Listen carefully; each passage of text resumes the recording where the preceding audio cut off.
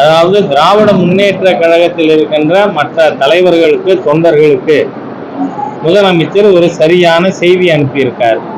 நீங்க எவ்வளவு அனுபவம் வாய்ந்தவரா இருக்கலாம், எவ்வளவு நாளும் திமுகவுக்கு உழைச்சிருக்கலாம், உங்களுக்கு முக்கியத்துவம் இந்த கட்சியில கிடையாது. இந்த கட்சியில கருணாநிதி குடும்பத்துக்கு மாத்திரமே முக்கியத்துவம் அப்படிங்கிற செய்தி திராவிட முன்னேற்ற கழக தலைவர்களுக்கு அனுப்பியிருக்கார். ஒண்ணு. மக்களுக்கு என்ன செய்தி? நாங்கள் எல்லா மதங்களையும் நம்புகின்ற, அதில் நம்பிக்கை இருக்கின்றவர்களை மதிக்க மாட்டோம். சனாதன இந்து தர்மத்தை டெங்கு மலேரியா கொசு மாதிரி அழிப்போம்னு சொல்ற ஒரு ஹிந்து விரோதிக்குத்தான் இந்த கட்சியிலே முக்கியத்துவம் ஒரு செய்தியை தமிழக மக்களுக்கு முதலமைச்சர் சொல்லி இருக்கார்.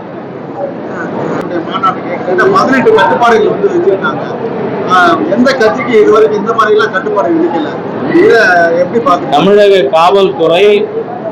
காவல்துறை ஆணையர் எல்லாரும் இப்போ இதுல நடந்துச்சா மாநாடு, பவள